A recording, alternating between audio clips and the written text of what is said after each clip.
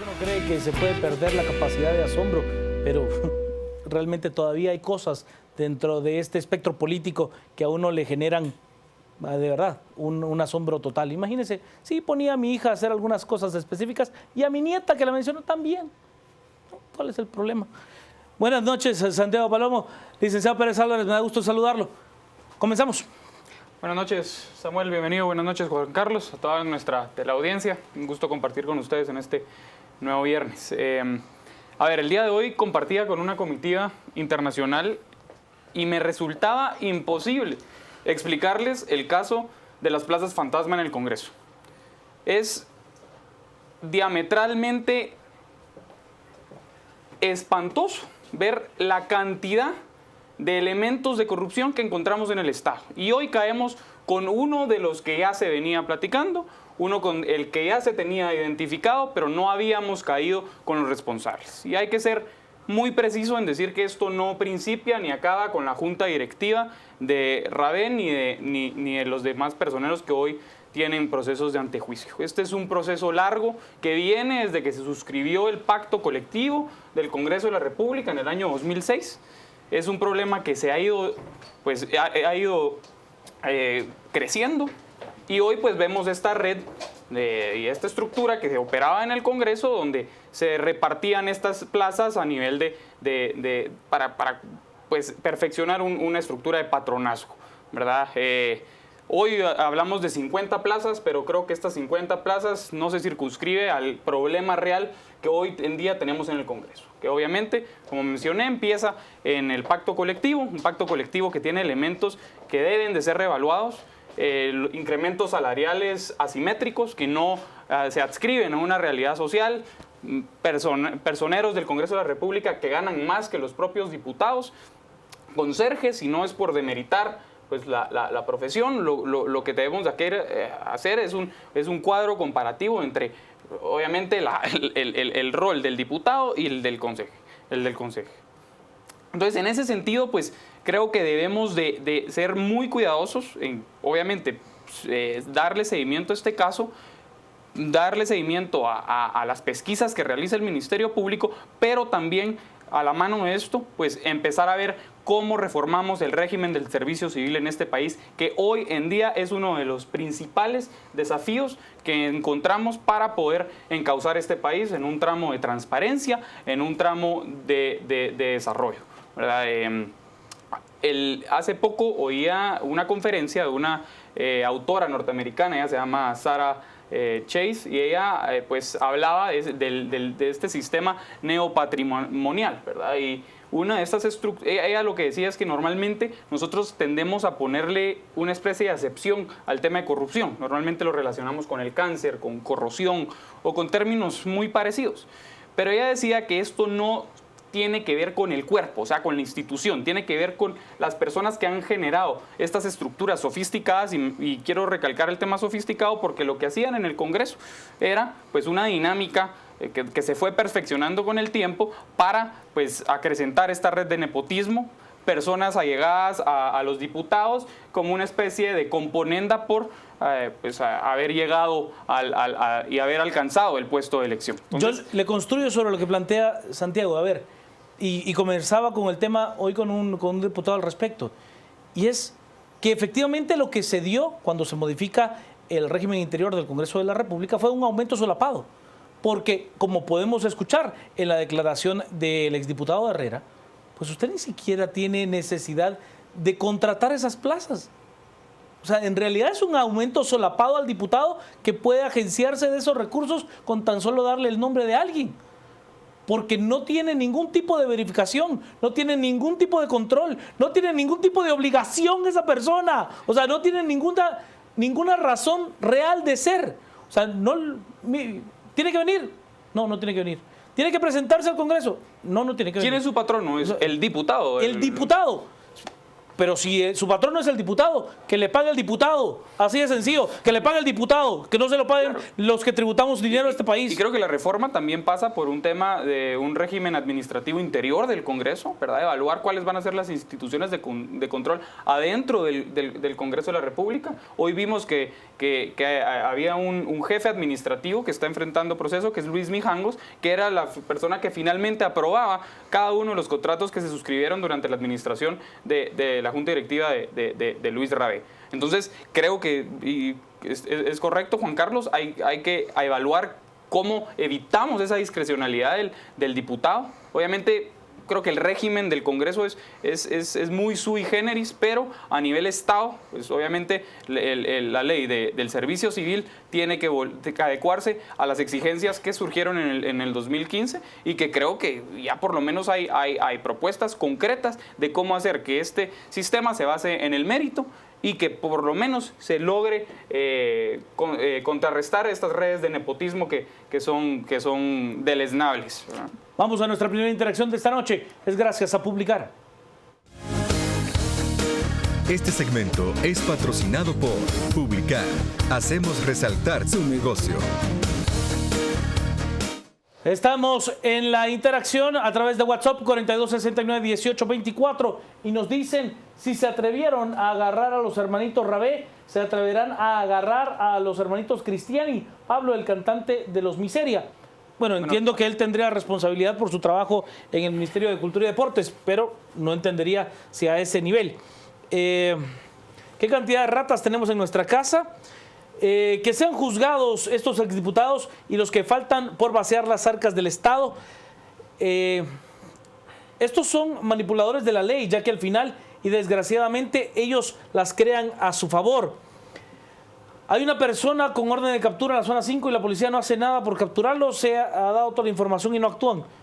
Ok, gracias por la información. Nos dice que sinvergüenzas, como dice mi nieto, qué asco. ¿Cuál es el perfil para llegar a ser diputado en el Congreso? La verdad es que no se requiere mayor cosa. Es la degradación de la investidura de la institución. No se requiere mayor cosa, más allá de ser guatemalteco en pleno uso de sus derechos civiles y políticos, no más que eso.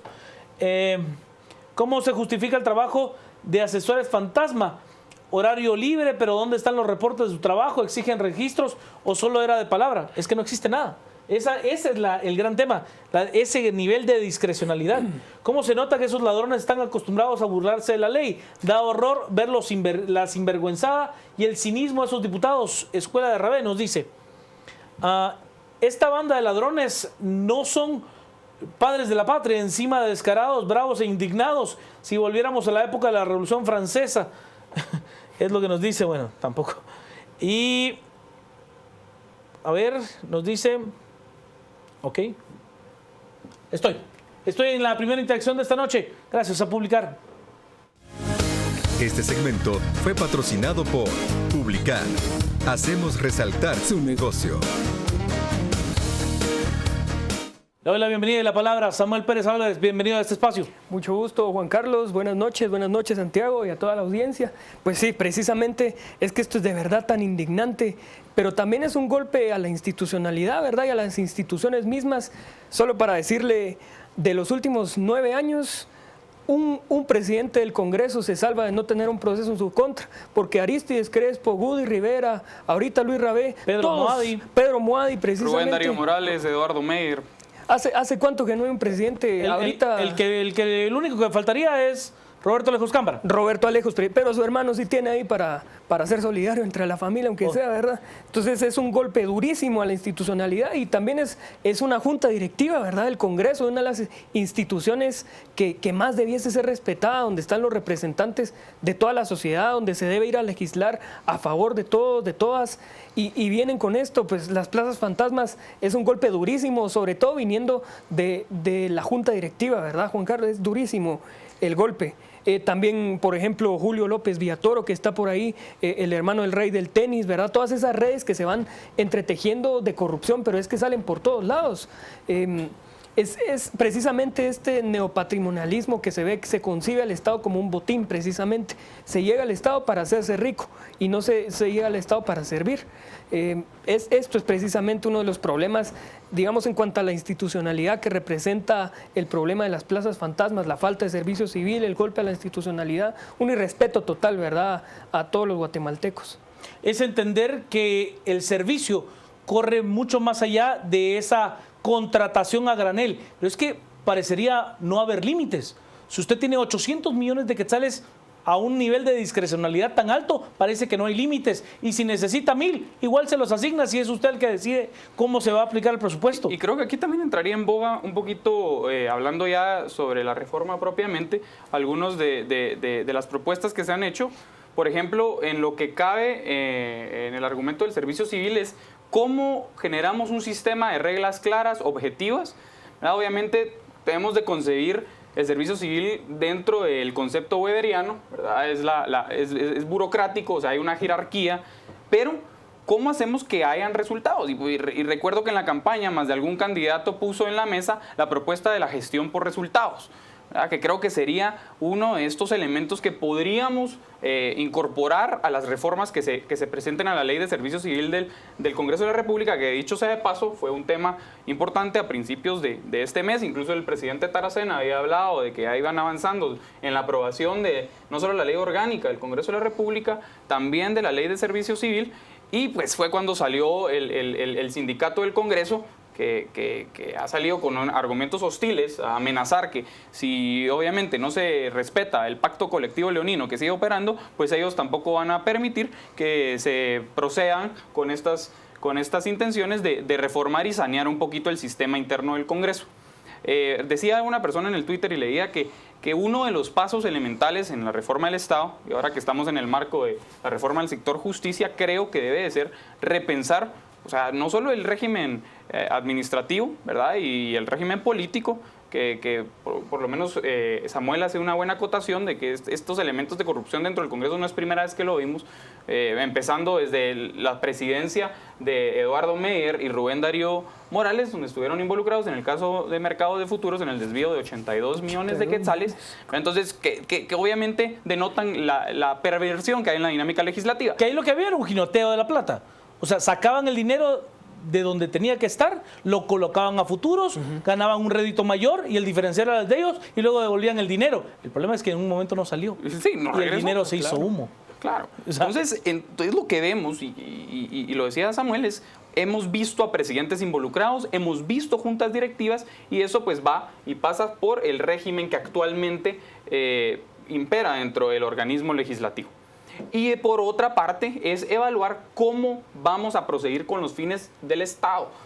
Si no concebimos que el servidor público, porque esto es una importante acotación y creo que lo he hecho en este programa varias veces, no debemos de concebir el servicio público como algo malo o como algo dañino. O sea, la dignificación del servidor público debe de ser uno de esos elementos que nos haga construir y que nos haga crecer como sociedad. Y en ese sentido creo que la manera de dignificar es generando un marco regulatorio claro de reglas, ¿verdad?, de órganos de control que puedan verificar efectivamente qué tipo de contratos se están dando.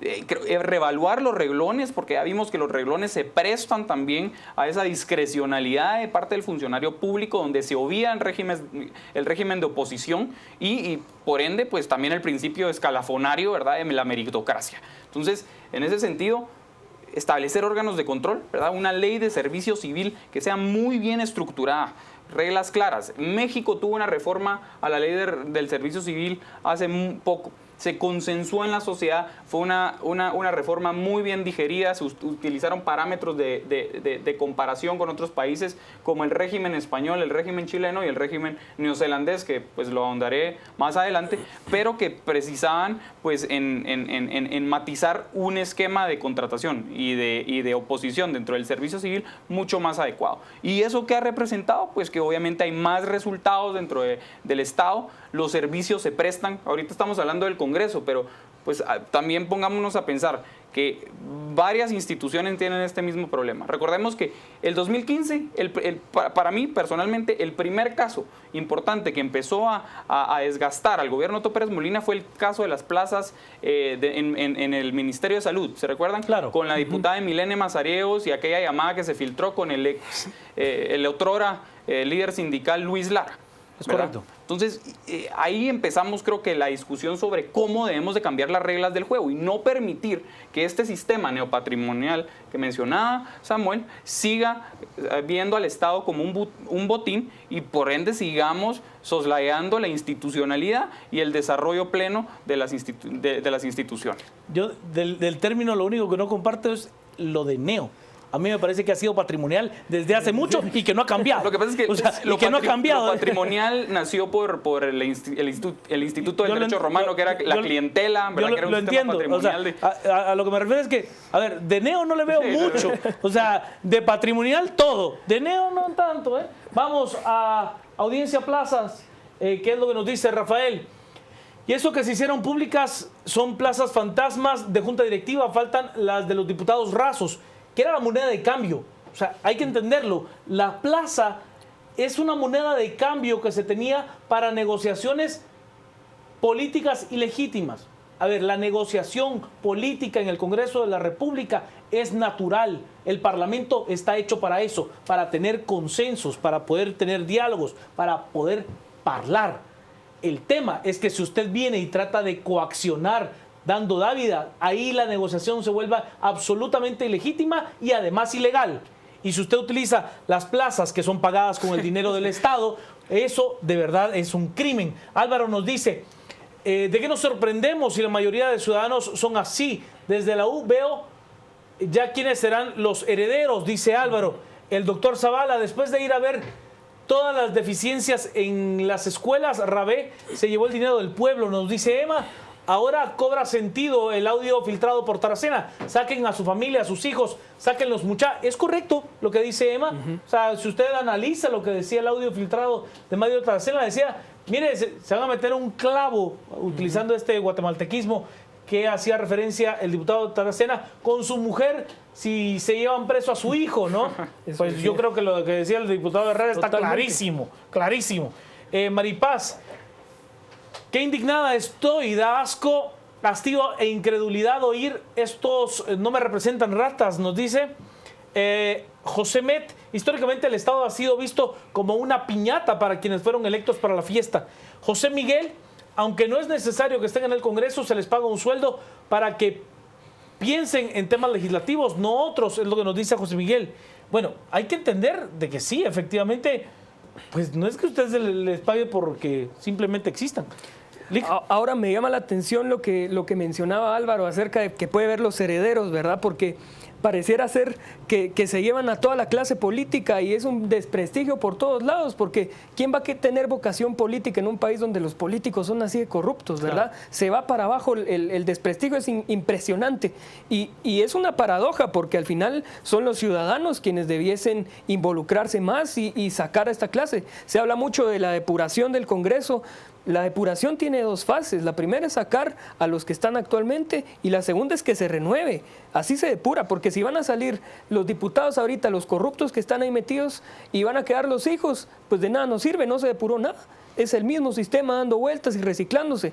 Al final necesitamos una nueva clase política, nuevos movimientos, una nueva ley de partidos políticos, el servicio civil fuerte, para que la depuración se complete, ¿verdad? Porque no puede ser solo que saquemos a los mismos entre los mismos. Yo construyo sobre lo que plantea Samuel. Y habría que entender que durante las últimas dos legislaturas, incluyendo la séptima, que es a mi parecer la peor de toda la historia de este país, en legislación y en fue terrible, fue terrible. Pero hay que entender de lo que plantea Samuel, que en la séptima legislatura entraron 90 diputados nuevos. 90 diputados nuevos.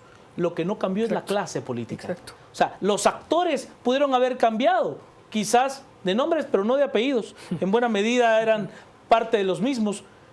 Pero esos 90 diputados no generaron un cambio positivo en lo absoluto. Y en esta octava legislatura usted tiene, creo que son 83 u 84 diputados nuevos. Y tampoco usted ve un cambio real dentro de la clase política. Lo que tiene ahora es un montón de diputados agazapados que prefieren no decir nada y apenas sin respirar.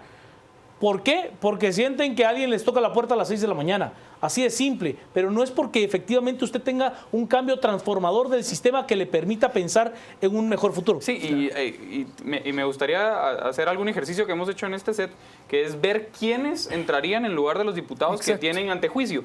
Y no vamos a ver elementos de personas que cumplan con los requisitos que bien Samuel mencionaba. O sea, no son personas que van a venir a renovar ese esquema de clase política, no son personas que vengan con las mejores intenciones de cambiar las prácticas legislativas. Incluso alguien mencionaba hace unos minutos de que Mario Taracena ha hecho un gran trabajo. Yo soy un poquito más hermético con eso, porque Mario Taracena estuvo en este Congreso de la República por muchos años y no denunció estas prácticas legislativas. Y su argumento es: yo no tenía que denunciarlo. Sí, pero entonces no vengamos ahora saliendo en caballo blanco, porque yo vine y como en el colegio, yo pillé a mi compañero. O sea, yo pillé a mi compañero primero y hoy cayó esa junta directiva. Porque las plazas fantasmas no solamente se circunscriben a juntas directivas, son los demás diputados. Lo mencionaba un tuitero. Que obviamente hay que evaluar también los demás diputados qué tipos de plazas tienen. Y esa es, creo que, la tarea que tiene ahorita el Ministerio Público y la CICIG. No circunscribirnos a las jerarquías superiores que ya sabíamos que efectivamente desarrollaban estas actividades clientelares, como dijo Juan Carlos, es una especie de dádiva, un intercambio, ¿verdad? Es una especie de negociación política, que en el seno de un parlamento no es malo. Pero no es malo, pero es totalmente deleznable que se negocie con plazas del Estado. O sea, que se negocien temas que van en el giro político está bien. Creo que es parte de lo que buscamos dentro del diálogo y de la dialéctica en el Congreso de la República. Lo que no es justo y lo que el pueblo de Guatemala exige hoy en día es esas cantidades de plazas que no existen, de personas que trabajaban en empresas privadas de los diputados, porque lo que sucedió con el diputado Cristiani es que él empleó a 4 de los trabajadores que tenía en una empresa, en una sociedad anónima en la que él era el socio mayoritario, y los tenía trabajando en el Congreso.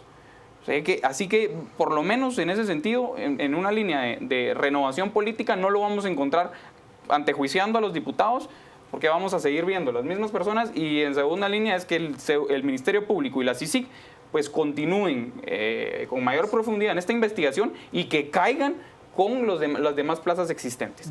No solo en el Congreso. Ojo, sí, no solo en el Congreso. Yo le digo una cosa, hace exactamente un año, más o menos en este periodo, yo recuerdo, pero con una claridad absoluta, haber presentado un meeting del Partido Patriota en la zona 21, allá en Nimajuyú, y sale el diputado Cristiani, pues sí, reconociendo que eran pues zapatos de fútbol, pelotas de fútbol, bolsas para cargar zapatos que habían sido donadas por el Ministerio de Cultura y Deportes. Nos dieron unas cositas para apoyarnos en un mitin claramente partidario. O sea, yo no le estoy hablando de una actividad de Estado, le estoy hablando de una actividad político-partidaria. O sea, con ese descaro, con esa, de verdad, con esa desfachatez para decir, ¿sabe qué? Sí, estamos en el poder, nos lo robamos y lo usamos como queramos. ¿Y qué? Es que así no se puede. De verdad, así no va a haber dinero que alcance jamás. El tema es que tampoco es excusa para que nosotros no cumplamos con nuestras obligaciones como el Estado. Pero también nos da la obligación y el derecho de exigir y exigir duro a que las instituciones funcionen. Vamos a WhatsApp a través del 4269-1824. Nos dicen las llamadas y mensajes a este chat ahora están todos los alcaldes deben ser investigados. Hay gran corrupción a nivel local. Está en todos lados. Sí. Nos dice Audiencia Plazas, y a estos nuestros representantes les vamos a dejar la reforma a la ley del servicio civil. Ahí hay un tema y es bien interesante. O sea, listo. Sí, el Congreso tiene elementos corruptos. Sí tiene elementos que no sirven. Pero es que tampoco, al menos en mi particular visión, tampoco romper el sistema republicano sería una muy buena idea. Es más, a mí me parece una muy mala idea.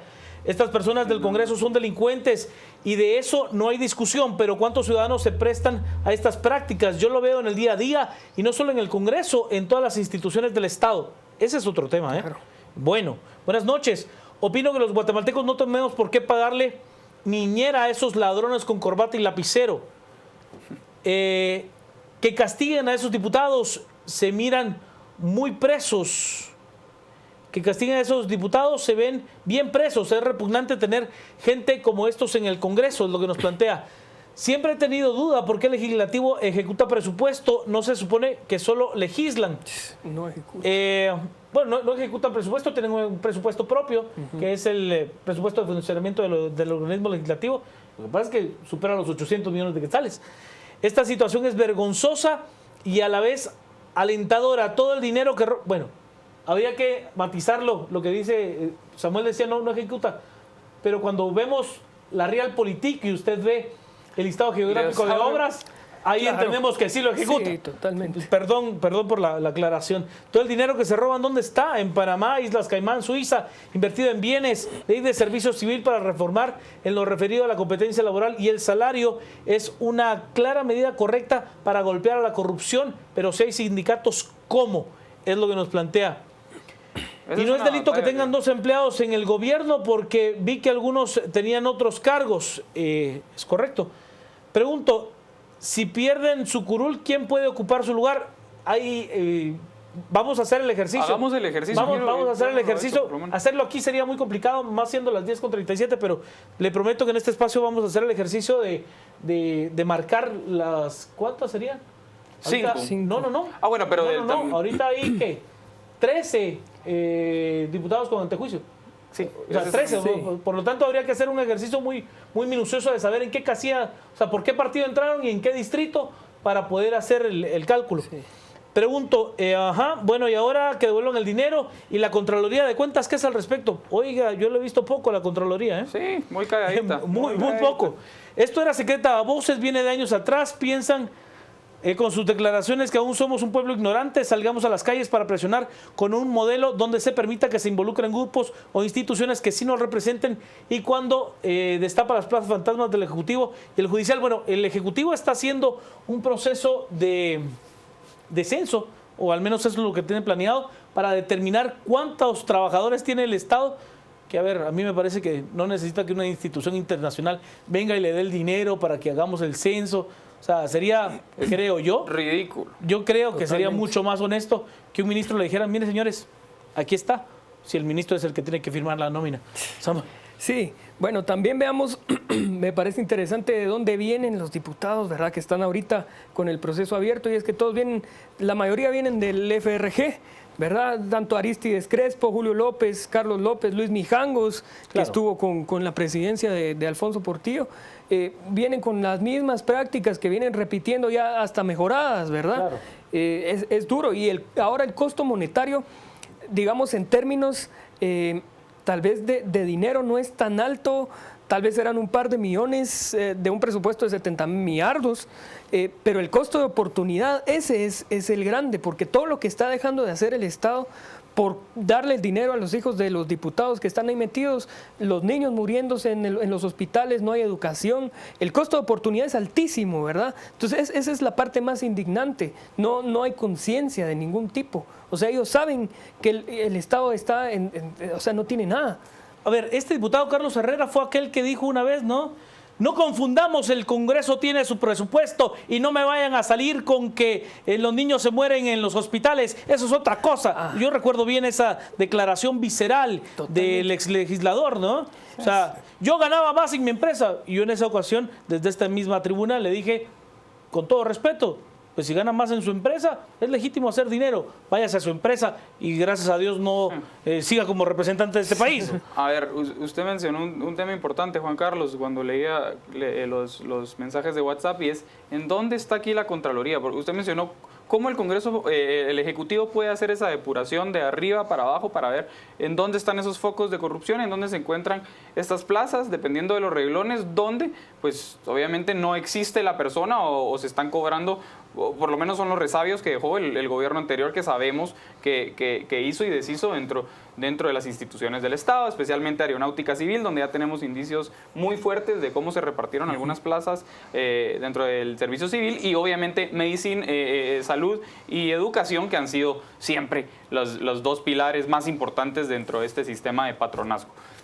Pero la Contraloría, obviamente, con la verificación que ellos hacen del papeleo correspondiente a cada uno de los trabajadores, porque ellos llegan a la institución, verifican, incluso tienen una oficina interna en las instituciones para verificar que ahí estén los trabajadores, que los trabajadores, pues obviamente, llenen los requisitos que establece la ley, y obviamente ahora la Contraloría, pues detrás de trincheras no dice nada, sale el Ministerio Público y la CICIG a limpiar los platos rotos, y el Contralor, pues ni visto ni oído. Entonces, sí debemos de exigir a la Contraloría, debemos de tener un ojo muy presente dentro de esta institución, que es una institución fundamental para empezar a aclarar y empezar a sanear estas prácticas y estas plazas que actualmente siguen vigentes. O sea, no podemos creer, hoy se identificaron 50, y eso no quiere decir que las 50 no sigan operando. Primero hay que identificarlas, después ver que efectivamente no exista el trabajador, y de esa manera pues rescindir ese contrato y que no decía el Estado, no siga perjudicando al Estado. Yo le voy a decir una cosa, Santiago. A ver, una vez un diputado me dijo, mire, es que a mí me dejaron las plazas usted, y a mí me dio pena por la gente. O sea, lo que no le da es pena por la gente a la que le da ese costo de oportunidad del que hablaba Samuel. Estoy en las redes, estoy en Twitter. Juan Carlos nos dice, cinismo puro, ¿tendrán conciencia? ¿Serán humanos? Es lo que nos plantea Juan Carlos. Angie Peña, ya sentencias fuertes, eso tomará tiempo, Angie, ¿eh? Eso habrá que tenerlo muy claro, tomará tiempo, sí, y muy probablemente se calculará en años. El licenciado Carlos Morales Monzón, a quien saludamos desde este espacio, que metan preso a todo aquel que haya cometido ilícitos, sin importar quién sea. Solo así va a haber cambios positivos. Gracias, Carlitos. Saludos. Enrique nos dice, audiencia, plazas y Taracena, ¿para cuándo? Él ha hecho y deshecho en el Congreso cuando era presidente de la Comisión de Finanzas. Judy nos dice, falta que publiquen las plazas que autorizaron a las unibancadas a cambio de favores políticos y que fueron pasadas al renglón 011. Rafael, si investigan plazas fantasma de diputados rasos, no importa ideología, habrán partidos de izquierda, centro y derecha, estamos claros en eso. Álvaro, frustra ver que aunque uno quiera participar en el cambio del Estado, solo por compadrazgo se puede entrar. Ese es otro tema, ¿eh?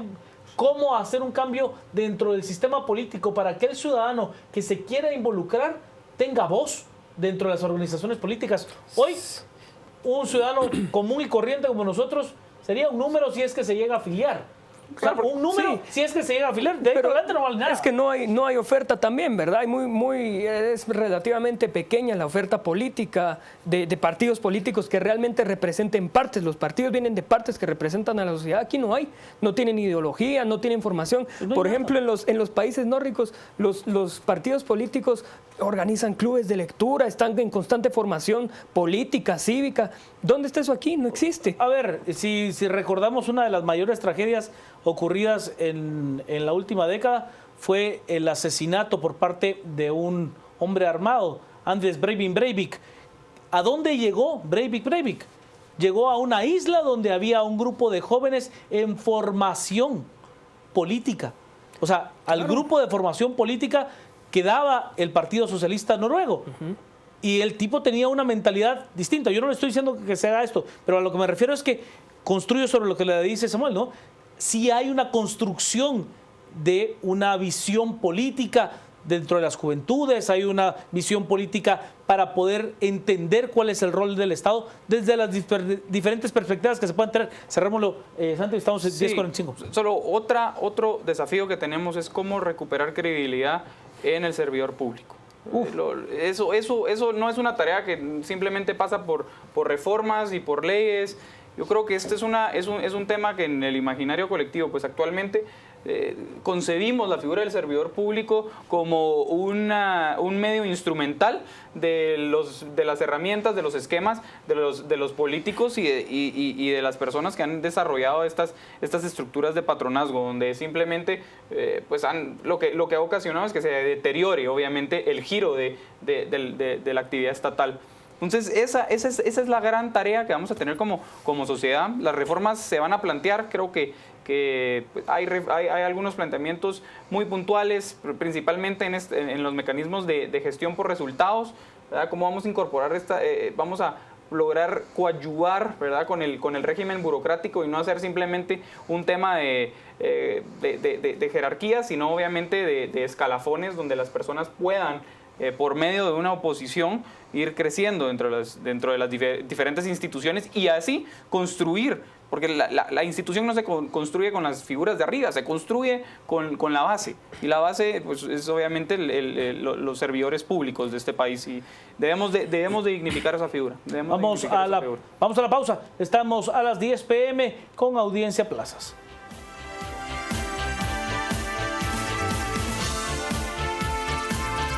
Estamos con Audiencia Plazas. Gildardo nos dice qué pasará en estos días con los demás diputados implicados. Entrarán en el proceso para saber si se les retira el derecho de antejuicio o no. Ese será el proceso. No sé si quiere hablar. Sí, yo creo que no hay que perder de vista la Corte, ¿verdad? Recordemos que el proceso ahorita se acaba de abrir, pero en la Corte es donde tienen que caminar los casos y no es precisamente la mejor Corte la que tenemos ahorita integrada, entonces tenemos que estar muy pendientes de lo que va pasando por ahí. Lo cerramos, Santiago. Sí, yo creo que de nuevo vemos que estos esquemas de corrupción son muy sofisticados, los vemos de diferentes colores, de diferentes formas. Ahorita caímos con el sistema de patronazgos dentro del régimen del servicio civil. Es un tema que primero, en una primera línea, es de depurar, ¿verdad?, las actuales plazas y los actuales contratos que siguen vigentes, y por ende depurar también las instituciones. Y en una segunda línea, pues adecuar un marco normativo que genere normas claras, que genere un sistema de oposición que responda a las necesidades de un Estado moderno, y por último, pues un sistema que erradique y que corte de tajo el nepotismo, que para mí es uno de los mayores cánceres que tenemos dentro de la sociedad, que no permite que tampoco avancemos dentro de una agenda de país, no permite que tampoco desarrollemos políticas públicas claras y que tampoco haya credibilidad en las instituciones. Actualmente la crisis que tenemos se circunscribe a que las personas, que la población no cree en los políticos, no cree en las instituciones, y esa es la credibilidad que debemos de recuperar. Esta es la gran tarea que tenemos y pues pasa en una primera línea, siento yo, por la reforma de la ley del servicio civil. Samuel, gracias. Sí, no, pues que no nos cegue este desprestigio, ¿verdad? Que recordemos que la vocación política es tan legítima como la vocación empresarial, por ejemplo, que este desprestigio a la clase política lo puede rescatar solamente la ciudadanía proba que debe empezar a involucrarse más. La depuración no va a venir con solo que saquemos a los malos, tenemos que involucrarnos también los buenos para renovar realmente la clase política, no reciclarla, ¿verdad?